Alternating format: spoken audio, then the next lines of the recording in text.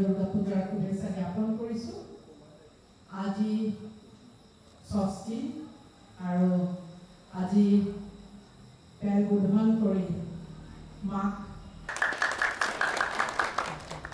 ইয়াৰ পিছত আমি খবৰ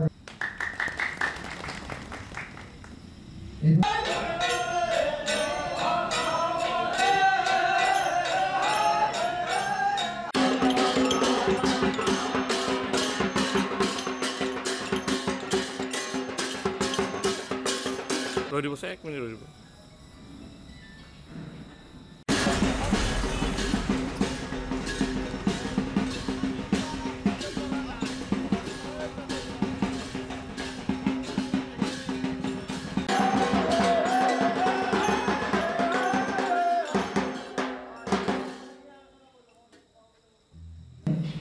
মৰমৰ হিয়াৰ আঙুঠি জুবিন গাৰ্গক শ্ৰদ্ধাঞ্জলি জ্ঞাপন কৰিলোঁ।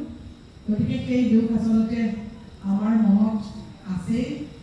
এই দুখ হয়তো মচাটো বহুত কঠিন হ'ব, কিন্তু মায়ে সকলোকে কৃপা কৰক, সকলোকে শক্তি দিয়ক, যাতে তেওঁৰ যিখিনি সৃষ্টি এই সৃষ্টিখিনি মনত ৰাখি আমি সকলোৱে যাতে নিজ নিজ কৰ্মথলীত নিজ নিজ গতিৰে আমি যাতে আগবাঢ়ি যাওঁ তাকেই কামনা কৰিছোঁ।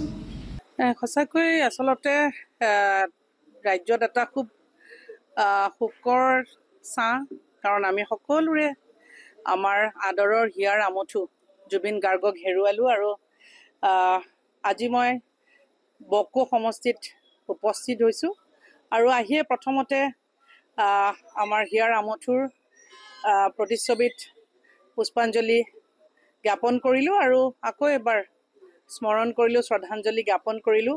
আৰু এই যি ক্ষতি, এই ক্ষতি আমাৰ কোনো ধৰণে আমি পূৰাব নোৱাৰোঁ। গতিকে এই ক্ষতি বুকুত লৈ আমি এইবাৰ যিহেতু পূজাৰ বতৰ, গতিকে সকলোৱে মাক ভক্তিভাৱে এটাই প্ৰাৰ্থনা জনাইছোঁ, যাতে সকলোকে শক্তি দিয়ক, সকলোৱে যাতে তেওঁৰ যিখিনি সৃষ্টি সেই সৃষ্টিখিনি সাহস হিচাপে লৈ যাতে আগবাঢ়ি যাব পাৰে, তাৰ বাবে মায়ে সকলোকে শক্তি দিয়ক, তাকে প্ৰাৰ্থনা কৰিছোঁ। আৰু সকলোকে এই দুখৰ মাজত হ'লেও শাৰদীয় দুৰ্গা পূজাৰ শুভেচ্ছা জ্ঞাপন কৰিছোঁ। মায়ে সকলোকে সুমতি দিয়ক, সকলোকে শক্তি প্ৰদান কৰক। আৰু আজি কেইবাখনো পূজা স্থলীত আহি পূজা কমিটি বা ৰাইজক এবাৰ মাত লগাইছোঁ আৰু সকলোৰে মংগল হওক, সকলো ভালেই থাকক, তাকেই কামনা কৰিছোঁ। হয়, ইতিমধ্যে যিহেতু মুখ্যমন্ত্ৰী মহোদয় প্ৰতিখন পূজাস্থলীৰ বাবে, পূজা কমিটিৰ বাবে 10,000 টকাকৈ চেক আগবঢ়াইছে। সেই চেকসমূহো আমি কমিটিসমূহৰ হাতত প্ৰদান কৰিছোঁ আৰু আশা কৰিছোঁ যে পূজাত তেখেতসকলৰ কিছু হ'লেও সকাহ পাব, সেইখিনি আশা কৰিছোঁ। আজি আমাৰ কেইবাখনো পূজাত আছে। আমাৰ ইতিমধ্যে আমি বহুখিনি পূজাত বিতৰণ কৰিলোৱে। আজি মই যিমানখিনি পাৰোঁ আৰু সন্ধিয়াৰ পৰা আমি কৰি আছোঁ। গতিকে আজি ৰাতি চাওঁ কিমানখিনি চেক পাৰোঁ সেইখিনি যোৱা। হয় হয়, আমাৰ অকল ময়ে যে কৰিম তেনেকুৱা নহয়, আমাৰ জিলা কমিটিৰ তৰফৰ পৰা তেখেতসকলকো আমি দায়িত্ব প্ৰদান কৰিছোঁ, কাৰণ বহুখিনি পূজা হয়। গতিকে প্ৰতিখন পূজাৰ ওচৰত সেই চেকখিনি এই 3 দিনৰ ভিতৰতে পাব লাগিব। গতিকে আমাৰ কমিটিৰ ফালৰ পৰাও সেই চেকখিনি প্ৰদান কৰা ইতিমধ্যে হৈ আছে।